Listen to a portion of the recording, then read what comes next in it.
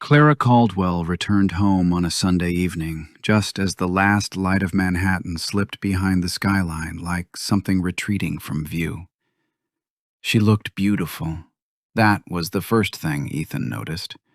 Her dress cream silk, slightly wrinkled from travel, clung to her in a way that suggested effortlessness. Her hair was still styled, though softer now, looser, like she had run her fingers through it too many times.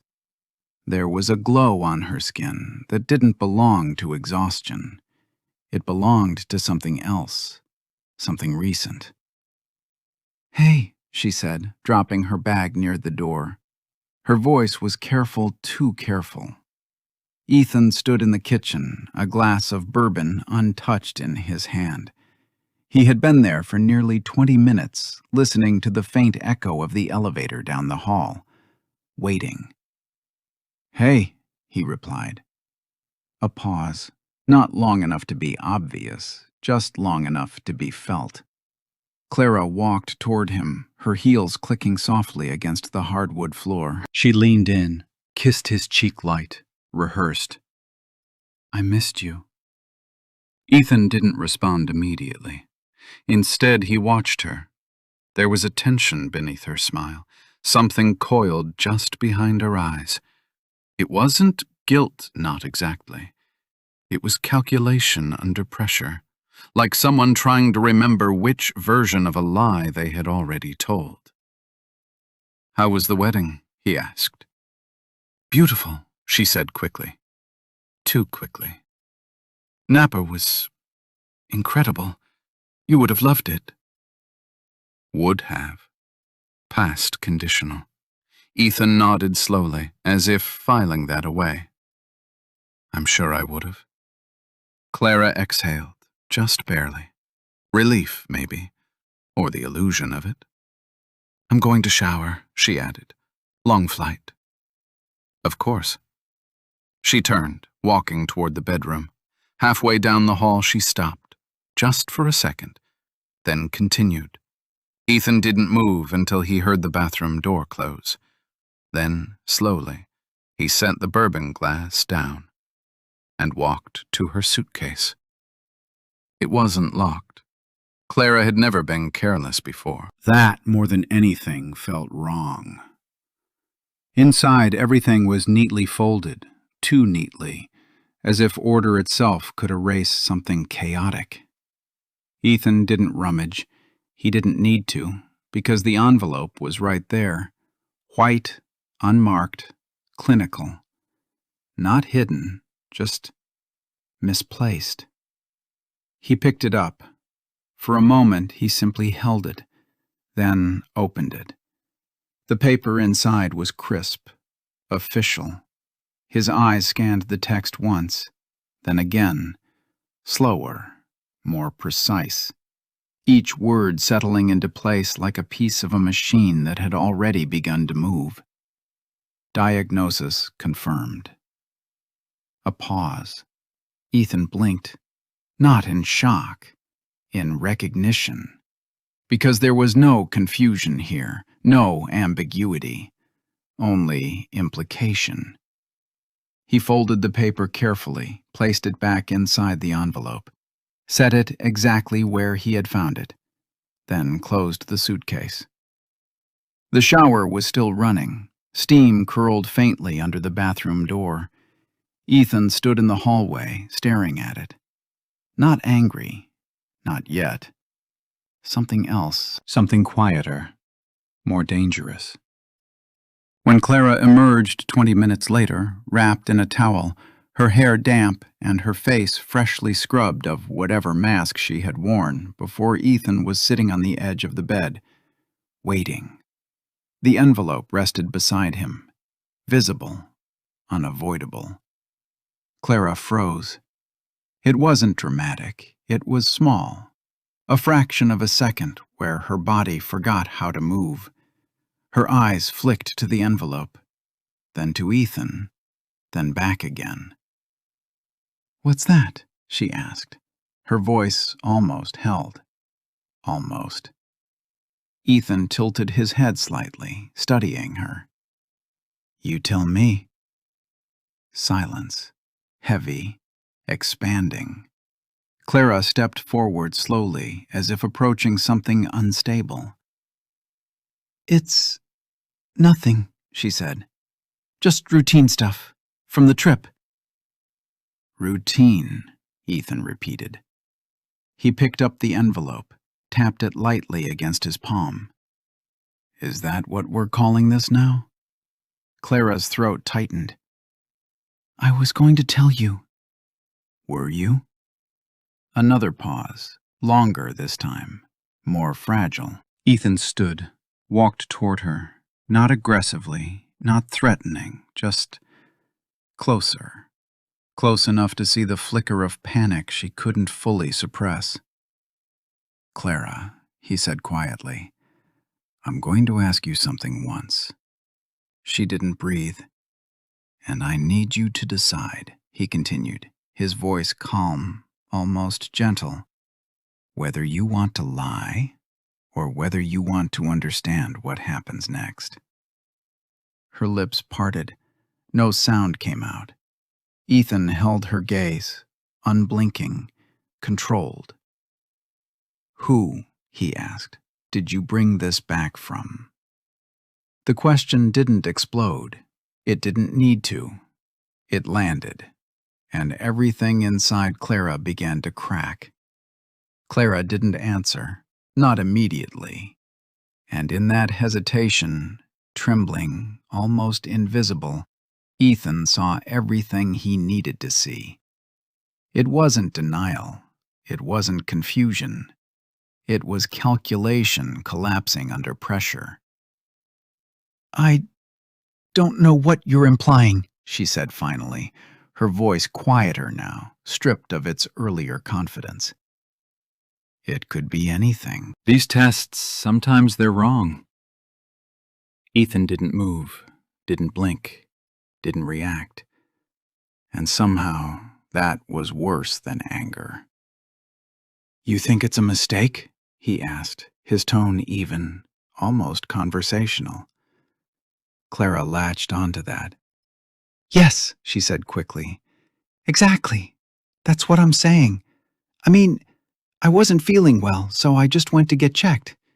It's probably nothing." Probably. Another word Ethan filed away. He nodded once, not in agreement, in acknowledgement. "Then we'll retest," he said. Simple, clean, reasonable. Clara's shoulders relaxed just a fraction, but Ethan noticed. "Yeah," she said, forcing a small smile. "That's a good idea. We'll just confirm." "We." The word hung there, fragile and misplaced. Ethan turned away from her and walked toward the window. Outside, the city pulsed with its usual indifference, yellow cabs slicing through intersections, people moving with purpose, lives continuing uninterrupted. Inside the apartment, something had already shifted. "Did you go alone?" he asked, still facing the glass. Clara hesitated again, this time longer. "Yeah, of course." Of course. Ethan's reflection in the window didn't change, but his eyes sharpened. "Which clinic?" Clara blinked. "Why does that matter?" "It doesn't," Ethan said calmly, "unless you don't remember." "I do," she snapped, too fast, too sharp. Then she softened. "I just think you're overreacting." Overreacting? Ethan almost smiled, but he didn't. Instead, he turned back to face her. "I haven't reacted at all," he said. And that was true. There had been no raised voice, no accusation, no visible anger, just questions. And space. Too much space. Clara shifted her weight, suddenly aware of the distance between them. Not physical, but something colder. Something that felt like being observed rather than confronted. I think you're making this into something it's not, she continued, her words starting to tangle. It was a wedding, Ethan. People were drinking, celebrating. It was chaotic. I probably just picked something up, I don't know, from a bathroom or... She stopped, because even she heard it. The absurdity. Ethan let the silence stretch, let her sit in it, let her feel it press against her ribs. From a bathroom, he repeated softly. Clara swallowed. I'm just saying it's not necessarily what you think. And what do you think I think? He asked. That was the first crack, a real one. Clara opened her mouth, closed it, looked away. I don't know, she whispered. Ethan studied her, really studied her now. The slight tremor in her hands, the way her fingers kept brushing against the edge of the towel as if she needed something to hold on to, the way her eyes refused to settle in one place for too long. She wasn't just lying, she was unraveling, and she didn't even realize how much.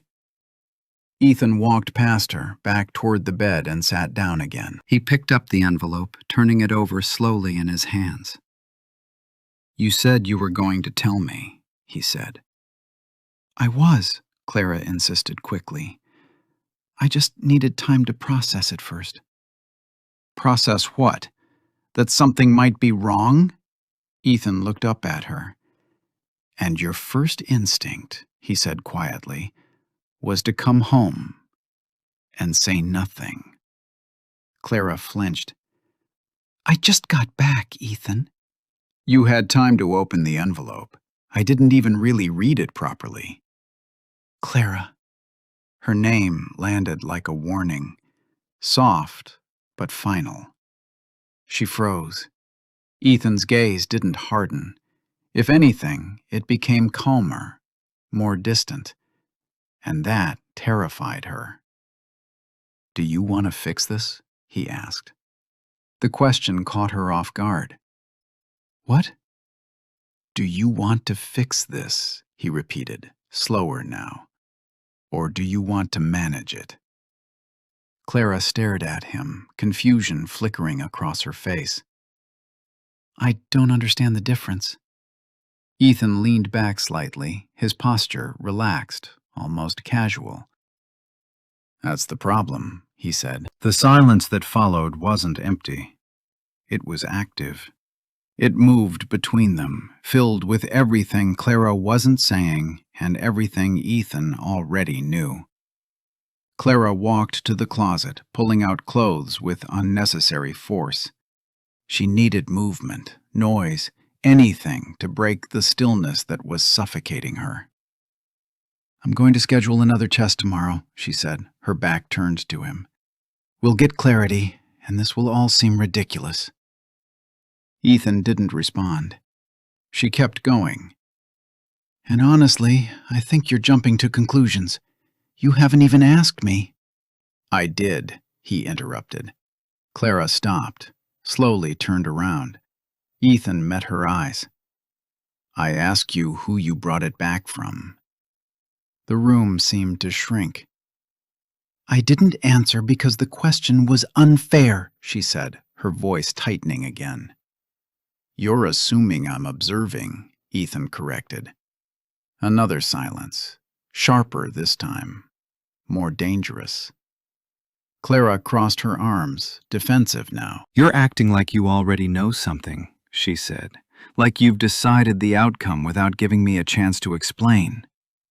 Ethan tilted his head slightly. Then explain. The invitation was there, clear, open, and somehow impossible to accept. Clara hesitated, because explaining meant choosing a version of the truth, and every version she had contradicted another. I think you're tired, she said finally. We're both tired. This isn't the kind of conversation we should be having like this. Ethan nodded slowly. Agreed. Relief flickered across her face. Too soon. "Which is why," he continued, "I'm not having it." Clara's expression faltered. "I'm listening," he added, "whenever you're ready to tell the truth." She didn't sleep that night. Ethan knew because he didn't either. But while Clara tossed and turned, her breathing uneven, her mind racing through fragments of excuses and half-built narratives, Ethan lay still, eyes open, staring into the dark, replaying everything. Not emotionally, strategically. At 2:17 a.m., Clara's phone lit up on the nightstand. Just for a second.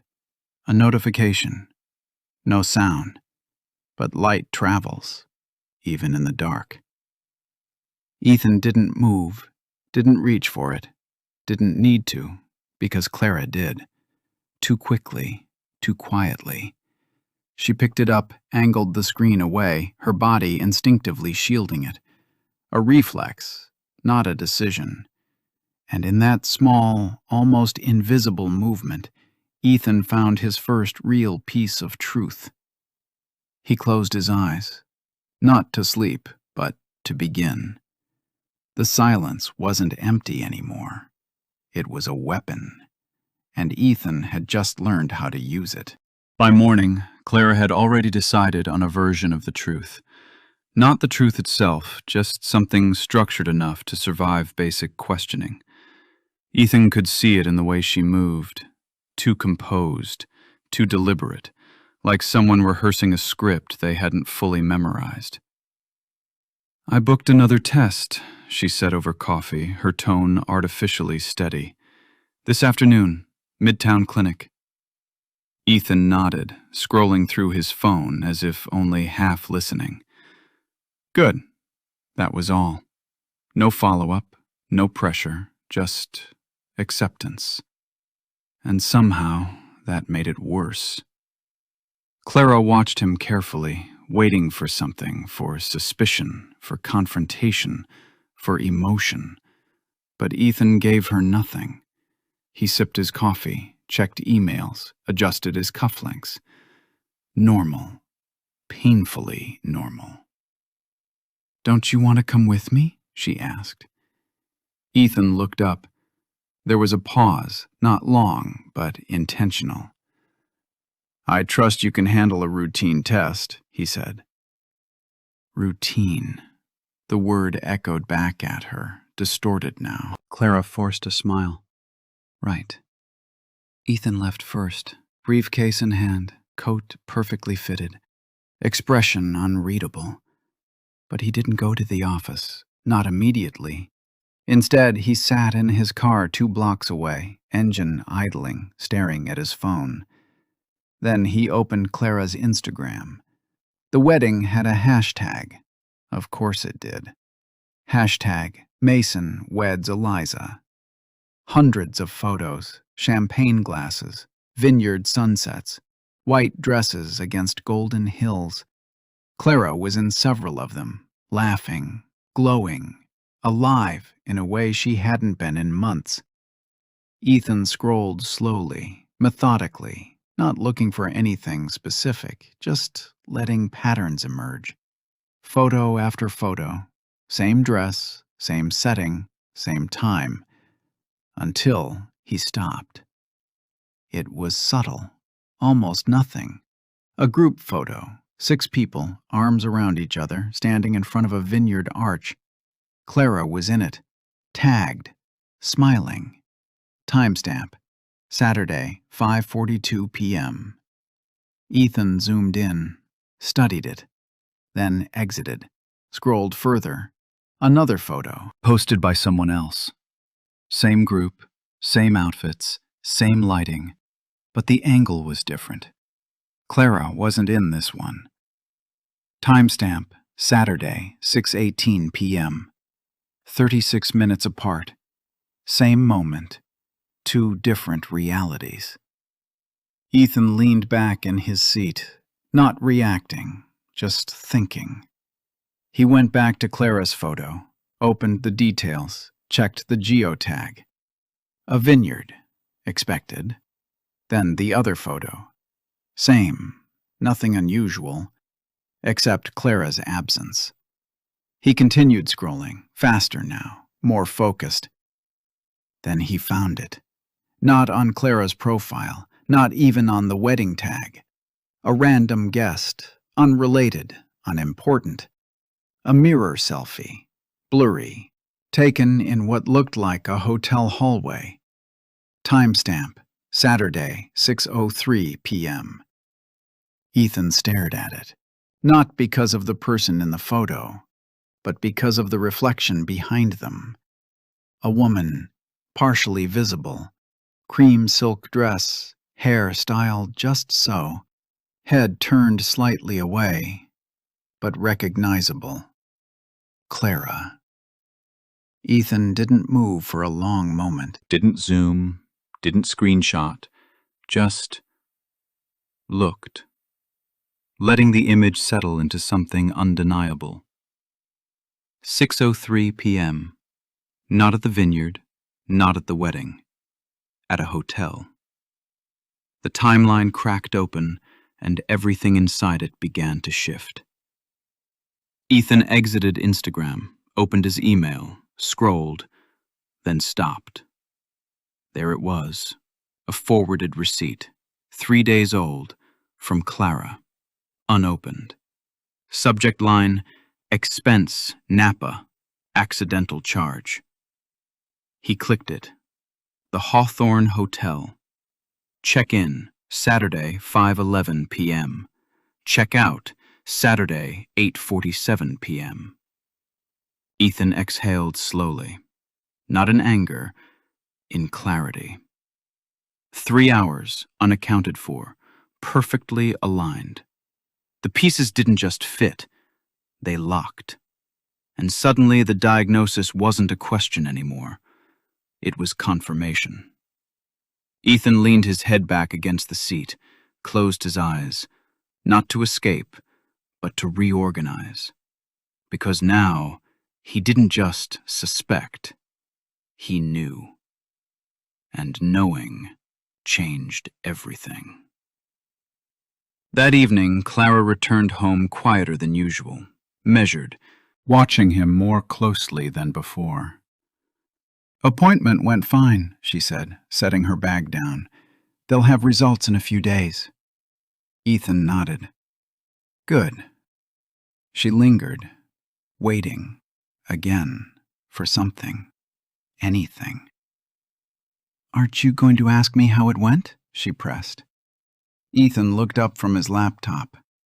I assumed you'd tell me if there was something worth asking about.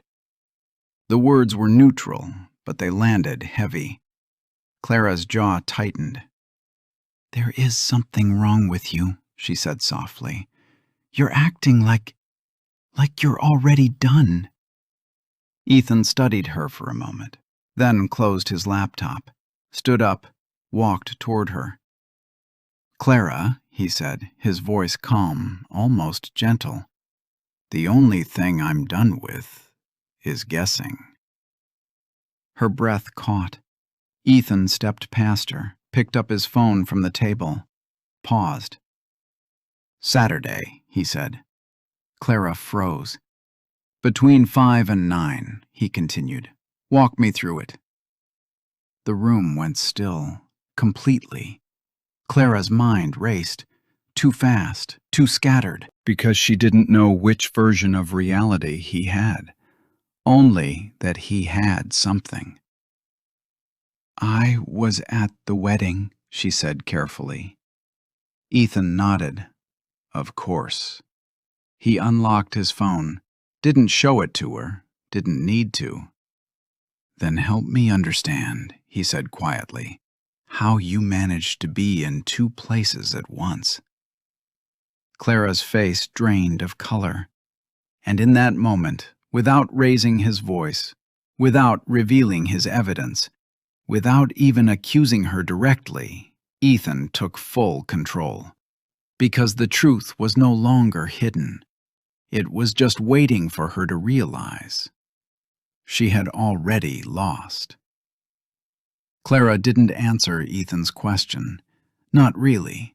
She tried fragmented sentences, misplaced confidence, a version of events that sounded rehearsed but structurally weak.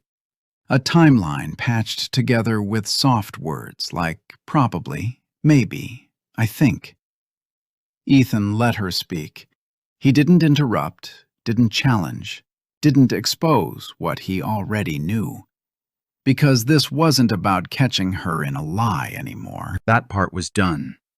This was about understanding how far the lie went. I left early for a bit, Clara admitted finally, her voice tightening under the weight of her own contradictions. It was overwhelming. Too many people. I needed air. Ethan nodded slowly. Air, he repeated. She clung to that. Yes, I just walked around. There was a hotel nearby. I sat in the lobby for a while. That's probably what you saw.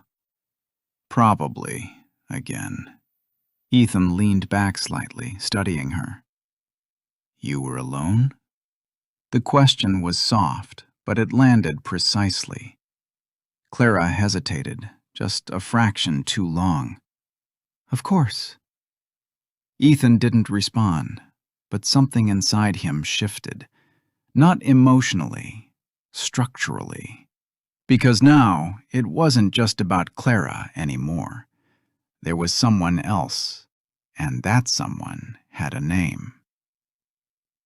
Later that night, long after Clara had fallen into a restless, shallow sleep, Ethan sat in the living room, the glow of his laptop casting sharp shadows across his face. The city outside had quieted, but his mind hadn't. He reopened the hotel receipt. The Hawthorne Hotel. He searched it, not casually, precisely. Luxury boutique, minimal staff, private check-ins, no unnecessary documentation. The kind of place people chose when they didn't want to be seen. Ethan scrolled further. Reviews, photos, tags. And then he found it. A post, 3 days old, tagged at the same hotel. A man stood in front of the lobby mirror, well-dressed, confident. The kind of confidence that wasn't earned, it was assumed.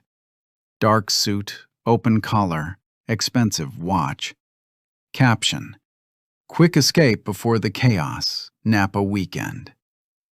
Ethan's eyes didn't focus on the caption. They locked onto the reflection behind him. Clara. Again.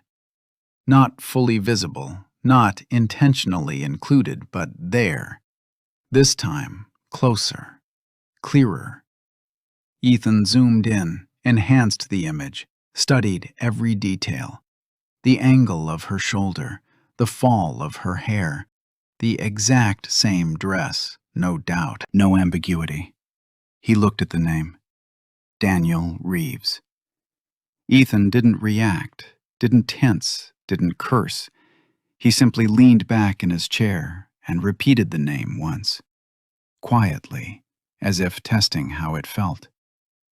Daniel Reeves. The next step came naturally, not out of anger, out of habit. Search. Daniel Reeves, entrepreneur, founder of a mid-sized tech consulting firm. Regular features in business journals, panels, conferences, networking events.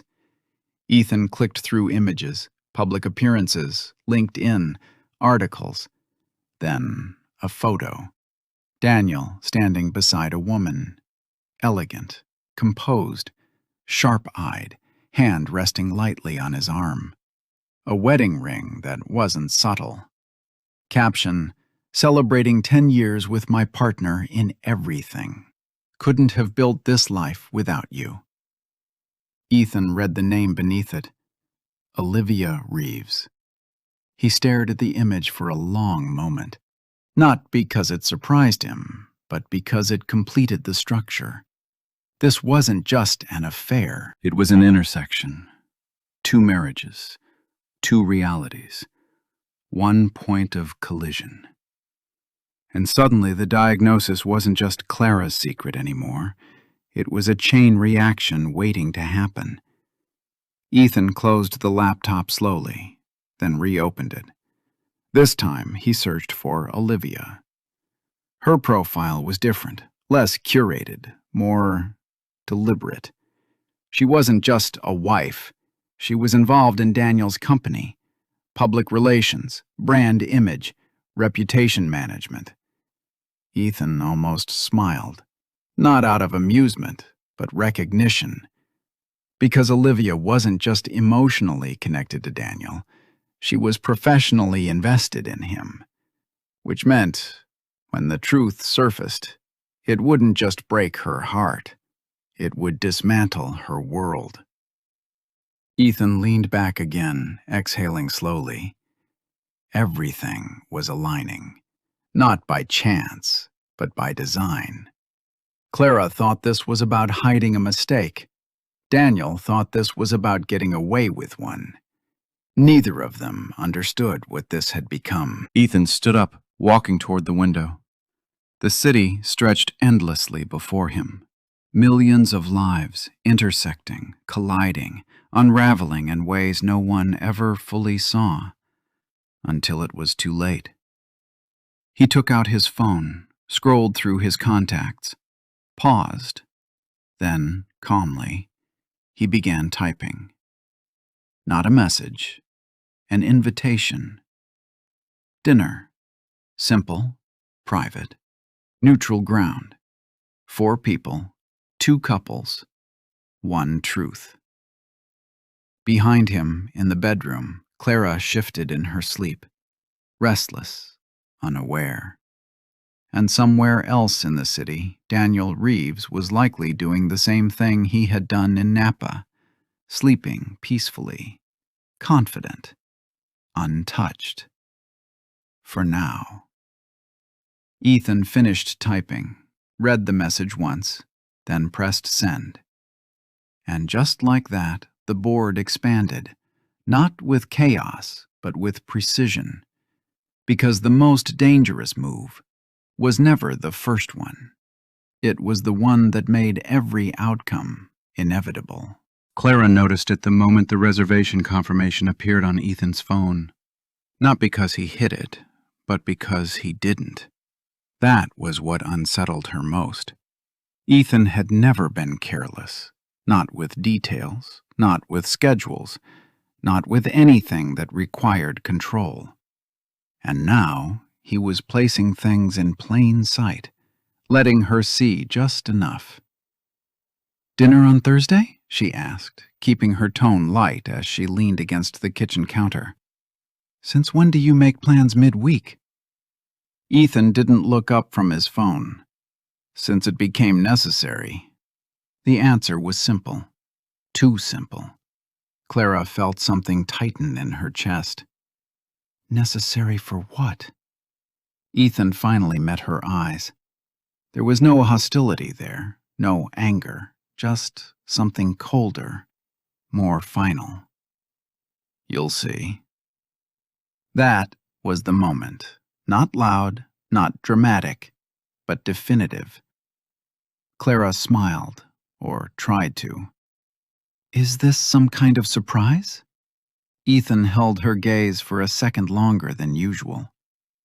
"Yes," he said. The word didn't comfort her. It hollowed something out instead.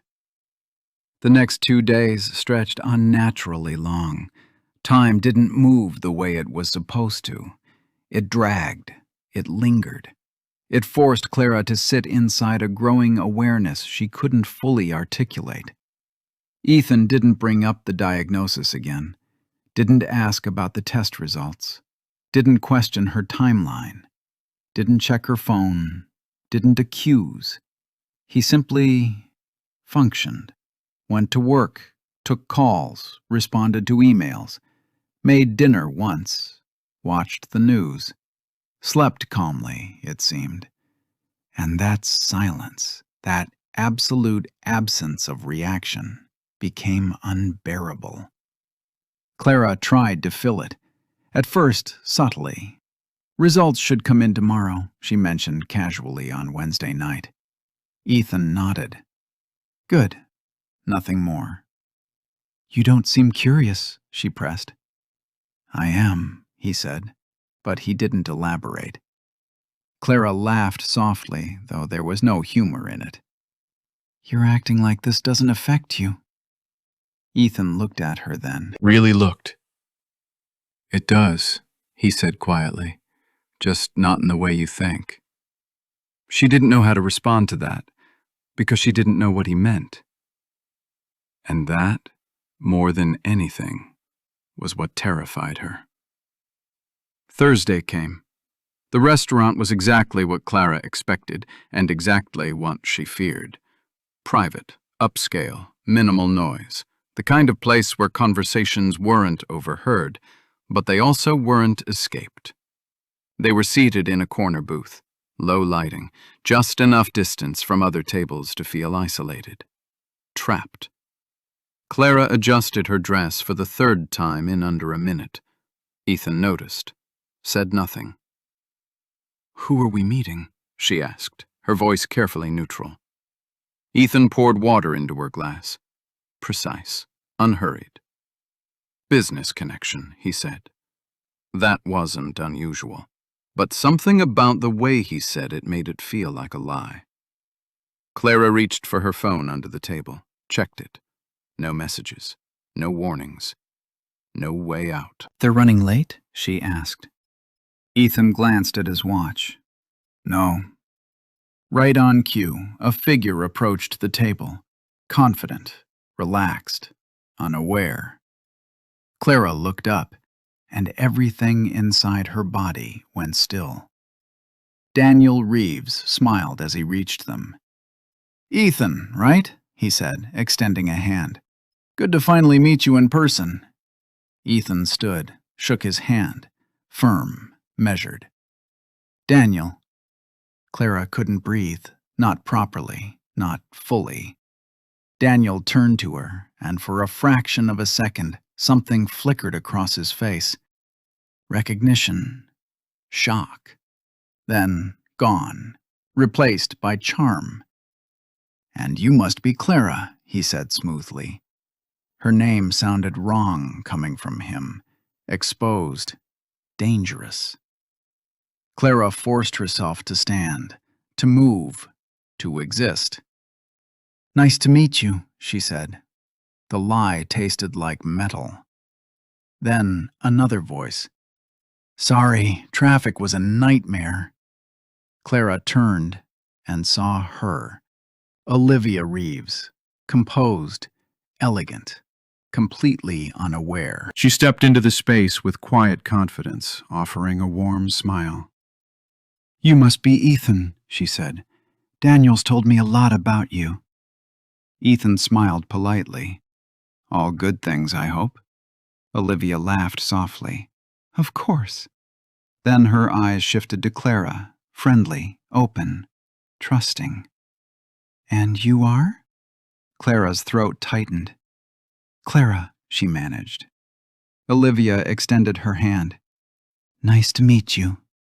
Clara hesitated, just for a second, then took it. Skin against skin, connection. And in that moment, Clara understood. Not logically, not completely, but instinctively. This wasn't a dinner. It was a setup. Her pulse spiked, her mind raced, her body screamed at her to stop this, to say something, to pull Ethan aside, to break the moment before it fully formed. But she didn't, because she couldn't, because whatever Ethan had planned, it was already in motion. They sat, ordered drinks, exchanged polite conversation, and through it all, Ethan remained calm, controlled, observing. Daniel talked easily. Business, travel, mutual contacts. He laughed. He leaned in. He played his role perfectly. Olivia listened, engaged, unaware that every word, every glance, every shared detail was part of something she hadn't agreed to. Clara barely spoke. Every second stretched tighter, every moment sharper. Her eyes kept drifting to Ethan, searching, pleading. He never looked back, until finally he did. And when their eyes met, Clara saw it. Not anger, not pain. Decision. Final. Unchangeable. Ethan reached into his jacket, slowly, deliberately. Clara's breath caught. "No," she whispered, barely audible. But it didn't matter, because the point of no return had already passed. Ethan didn't rush. That was the part Clara would remember later, the unbearable slowness of it. Not hesitation, precision. His fingers slid into the inner pocket of his jacket, retrieving the envelope with the same calm he used to sign contracts worth millions. No tremor, No anger, no visible intent, just inevitability. Clara's voice broke before the moment fully formed. "Ethan, don't." It was barely above a whisper, but it cut through everything. Daniel paused mid-sentence. Olivia's smile faltered slightly, her eyes moving between them, sensing the shift without understanding it. Ethan didn't look at Clara. He placed the envelope gently on the table. Between them, neutral ground. "What's this?" Olivia asked lightly, though her tone had already changed, subtly alert. Ethan met her gaze. "Something you deserve to see." No accusation, no explanation, just that. Clara's heart pounded so loudly she was sure everyone could hear it. "Ethan," she said again, sharper now, panic breaking through. This isn't the time." He finally looked at her, and in that single glance she understood. There was no version of this where she could stop it. "It's exactly the time," he said quietly. Then he slid the envelope across the table. Not toward Daniel, toward Olivia. That choice. Small, deliberate, devastating. Olivia hesitated. Her fingers hovered over the envelope, uncertainty flickering across her face. "What is this?" she asked again, this time not expecting a simple answer. Ethan leaned back slightly in his chair. "Just read it." Daniel shifted beside her, a faint crease forming between his brows. "Hey, what's going on?" he asked, a hint of unease entering his voice. Clara shook her head, almost imperceptibly, a silent plea. Olivia noticed, and that, more than anything, made her open the envelope. The paper slid out with a soft, almost delicate sound, too quiet for what it carried. She began reading. At first, nothing, just scanning, processing, clinical language, detached terminology. Then a pause. Her eyes slowed, focused. She read the line again and again. The color drained from her face. Not dramatically, but steadily, like something vital was being removed. "What is this?" she asked, her voice no longer steady. No one answered. Olivia looked up, at Ethan, then at Clara, then slowly at Daniel. "This is a diagnosis," she said, the words forming carefully, as if saying them wrong might somehow change them. Daniel frowned. "Okay, and?" Olivia's grip on the paper tightened. "It's a confirmed infection," she said. "A sexually transmitted one." The table went still. Completely. Daniel let out a short, confused laugh. "Wait, what? Why are you showing us this?" Ethan didn't respond. He didn't need to, because Olivia's eyes had already returned to the document, and this time, she wasn't reading it clinically. She was reading it personally.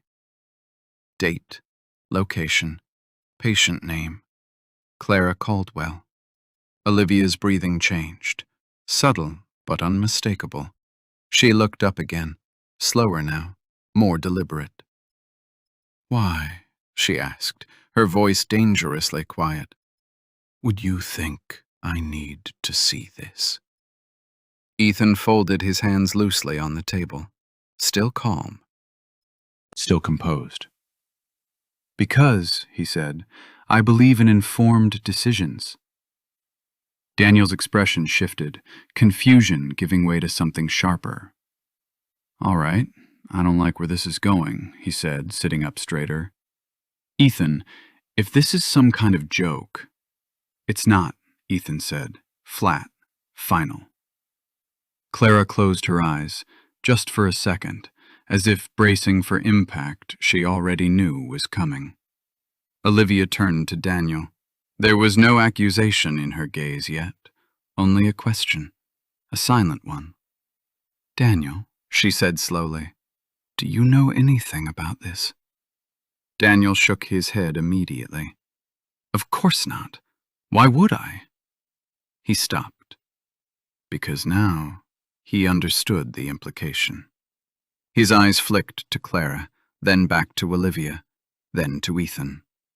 "That's insane," he said quickly. "You're not seriously suggesting Ethan didn't interrupt, didn't raise his voice, didn't even lean forward. He simply reached for his phone, unlocked it, turned the screen, and placed it on the table. A photo, the hotel mirror, the timestamp, the reflection. Clara, Daniel, together, unavoidable. No explanation needed, no words strong enough to undo it." Olivia stared at the screen, then at the paper, then back at Daniel, and in that moment, everything connected. Not gradually, not gently, all at once. Her chair scraped softly against the floor as she leaned back, creating distance, not just physically, but instinctively. "Tell me," she said, her voice trembling now, "that this isn't what it looks like."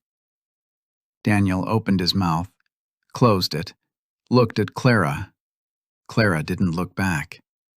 That was his answer. Olivia let out a small, broken exhale. Not loud, not dramatic, just final. "You brought this into our home," she whispered. Daniel reached for her. "Olivia, wait!" She pulled her hand away instantly, as if contact itself had become dangerous. Across the table, Clara finally spoke. "I didn't mean for this to happen," she said, her voice cracking. Ethan turned his head slightly, looked at her, and for the first time, there was something in his eyes. Not anger, not even pain. Clarity. "That's the problem," he said quietly. "You didn't mean anything. You just did it." Silence fell again, but this time it wasn't empty. It was the sound of 4 lives collapsing at once. No one controlled the room anymore. Not Clara, not Daniel, not Olivia, and not even Ethan. Because once the truth is spoken without words, it no longer belongs to anyone. It moves. It spreads. It destroys. Ethan stood, calmly, adjusted his jacket. "Take your time," he said, "to understand it." Then he looked at Clara one last time and walked away, leaving behind not chaos, but consequence. The door hadn't even fully closed behind Ethan when the silence broke. Not loudly, not all at once, but like glass under pressure fracturing in thin, spreading lines that could no longer be contained. "Look at me." Olivia's voice was low, controlled, too controlled. Daniel didn't, not immediately. He was still staring at the phone on the table, at the image that had stripped him of every carefully constructed layer of control. "Olivia," he started. "I said look at me." He did, and the moment their eyes met, something inside him faltered. Because Olivia wasn't confused anymore. She wasn't searching for answers. She already had them. "How long?" she asked. No accusation, no hysteria, just a question sharpened by certainty. Daniel swallowed. "It's not how long, Daniel." The repetition landed harder. Clara shifted in her seat, her hands trembling as they gripped the edge of the table. "Olivia?" "I don't," Olivia cut in, without even looking at her. "You don't get to speak yet." That word you thung in the air like a promise or a threat.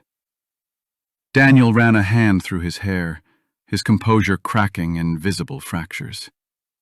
"It didn't mean anything," he said quickly. "It was just—" Olivia laughed. Soft, sharp, unfamiliar. "Just what?" she asked. "Say it. I want to hear you define it." Daniel hesitated, because every version of the truth sounded worse out loud. Clara's voice broke through, desperate now. "It wasn't supposed to happen like this," she said. "It was a mistake." Olivia turned to her slowly, and for the first time, really looked at her. Not as a stranger, not as a polite acquaintance, but as the woman who had stepped into her life without permission and torn something out of it. "A mistake," Olivia repeated. She tilted her head slightly, studying her. "You booked a hotel room," she continued. "You met him there. You stayed for hours. And then you came home to your husband with a diagnosis you couldn't explain." A pause. Her voice dropped, colder. "And you're calling that a mistake?" Clara's lips parted, but no words came out, because there weren't any left that could survive the weight of that truth. Daniel leaned forward, urgency creeping into his tone. "Olivia, listen to me. This is being blown out of proportion. It was one time, one night. That's it." Olivia didn't look at him. Not yet. "One time," she repeated softly. Then she turned, met his eyes. "And you're sure about that?" The question hit differently, because now it wasn't about the affair. It was about everything else. Daniel hesitated. And that was enough. Olivia exhaled slowly, her shoulders dropping as if something inside her had finally settled into place. Not peace, acceptance. "You don't even know how many times you've lied to me," she said quietly. "That's the part that's almost impressive." Daniel shook his head, panic rising now. "No, that's not Olivia. You know me. You know I wouldn't." "I thought I did." The interruption was soft, but absolute. At the next table, someone shifted. A glance, then another. The tension had begun to bleed outward, seeping into the room despite the distance, despite the quiet setting. Clara noticed. Her chest tightened. "They're watching," she whispered. Olivia didn't turn. "Good," she said. Daniel's voice dropped, urgent now. "Let's take this somewhere else. We don't need to do this here." Olivia finally stood, slowly, deliberately. "No," she said. The word landed like a verdict. "We're doing it exactly here." Clara felt her pulse spike, her vision narrowing as the edges of the room began to blur. "This isn't fair," she said, her voice cracking. "I didn't know about you. They never told me." Daniel turned to her sharply. "Clara, stop!" But it was too late. Olivia's head snapped toward him. "You didn't tell her?" she asked. Silence. Daniel's expression shifted. Again. Another layer stripped away. "You told me you were separated," Clara said, her voice trembling now, anger bleeding through the panic. "You said it was over." Olivia let out a quiet breath, not shocked, not even surprised. "Of course he did," she said. Daniel stood abruptly, his chair scraping harshly against the floor. "This is getting out of control," he snapped. "You're both twisting things." "No," Olivia said calmly. "We're finally seeing them clearly." Clara shook her head, tears forming now. "I didn't want this," she whispered. "I didn't want to hurt anyone." Olivia looked at her again, longer this time, and there was something different in her gaze now. Not sympathy, not quite anger, understanding, the dangerous kind. "You didn't care enough to stop," Olivia said. Clara flinched. "Don't confuse that with innocence." The words hit harder than any accusation. Around them, the room had shifted. People weren't pretending not to notice anymore. The silence had turned into awareness. Whispers, glances, phones subtly angled. Daniel saw it. His jaw tightened. "This is exactly what he wanted," he said bitterly. "That husband of yours, he set this up. He manipulated this whole thing." Olivia tilted her head slightly. "Did he?" she asked. Daniel hesitated. Because suddenly, that narrative didn't hold. Ethan hadn't created anything. He had revealed it. "You made the choices," Olivia continued. "He just made sure we saw them." Daniel's shoulders dropped slightly, just for a moment, but it was enough. Clara broke then, fully, her composure collapsing under the weight of everything crashing down at once. "I didn't think it would go this far," she said, tears spilling freely now. "I thought I could control it. I thought I could fix it before it mattered." Olivia's expression didn't change. "It mattered the second you chose it," she said. Another silence, but this one final. Daniel looked around the room, at the eyes, the whispers, the damage already spreading beyond the table. "This isn't over," he said, though there was no conviction left in his voice. Olivia picked up her bag, her movements calm, decisive. "No," she said. "You're right." She looked at him one last time. "This is just where it becomes visible." Then she turned and walked away. Clara remained seated, broken, unraveling. Daniel stood there, caught between following Olivia and facing what he had left behind.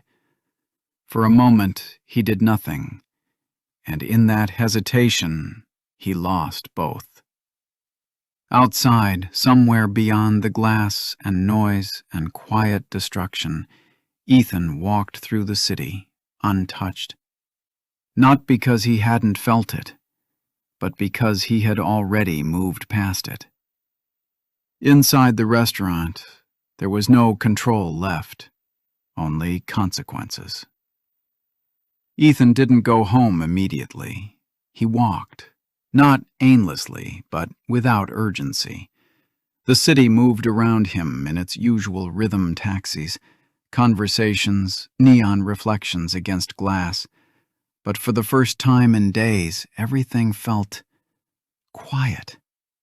Not externally, internally. By the time he reached the apartment, it was past midnight. The lights were on.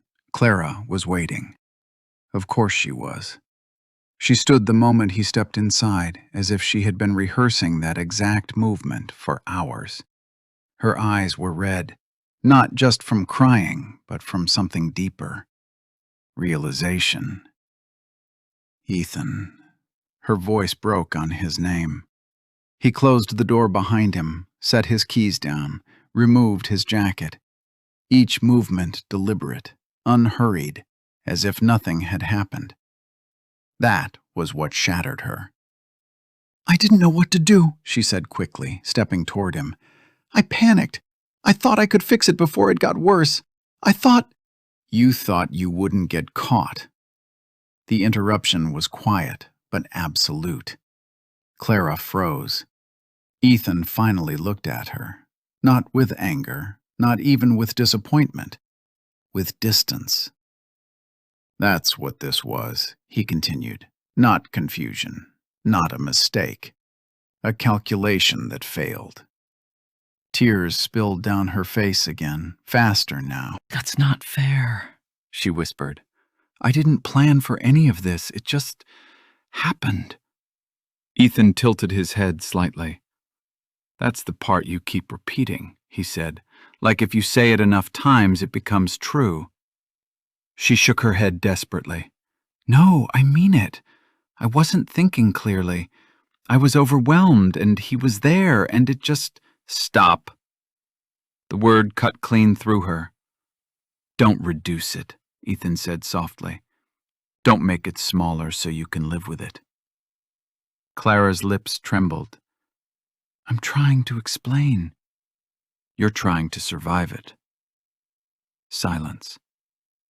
Clara stepped closer. "Careful now. Fragile." "Then tell me what you want me to say," she pleaded. "Tell me how to fix this." Ethan studied her, longer this time, as if memorizing something he was already letting go of. "You can't," he said. The words didn't rise. They settled, heavy, final. Clara shook her head, panic rising again. No, we can work through this. People do. Marriages survive worse than this." "We can go to therapy. We can—" Ethan smiled, not warmly, not kindly, just knowingly. "Clara," he said, "you didn't just break trust. A pause. You replaced it." She stopped breathing. "For 3 hours," he continued, "you lived a different life. One where I didn't exist. One where consequences didn't exist." Her knees weakened slightly. "And then you came back," he said, his voice quieter now, "and expected both realities to coexist." Clara covered her mouth, a sob escaping through her fingers. "I didn't think it would destroy everything," she whispered. Ethan nodded once. "I know. That was what made it worse." He walked past her, into the living room, picked up the envelope from the table where he had left a copy earlier. He held it up slightly, not as a threat, not as a reminder, as evidence. "This," he said, "wasn't the cause." Clara's eyes followed it. It was the result. Silence settled between them again, but this time it wasn't tense. It was empty. Clara stepped forward one last time, reaching for something that was already gone. "I love you," she said. Ethan didn't respond immediately. When he did, his voice was calm, certain. "I believe you think you do." That was the final break. Clara collapsed into the nearest chair, her body folding inward as if trying to contain something that no longer had a place to go. Ethan placed the envelope down, gently. Then he picked up his coat again. "What are you doing?" Clara asked, her voice small now. "Where are you going?" Ethan looked at her one last time. Not with anger, not with victory, with clarity. "I'm leaving," he said. Her breath caught. "You're just walking away?" He nodded. "Yes." Clara shook her head weakly. "You can't just erase everything we had." Ethan paused at the door. Then, without turning back, he said, "I'm not erasing it. A beat. I'm accepting what it became." And with that, he walked out. The door closed quietly behind him. No slam. No final argument, no dramatic end, just absence. 3 weeks later. The fallout didn't stay contained. It never does. Daniel Reeves's company issued a statement first. Vague, carefully worded.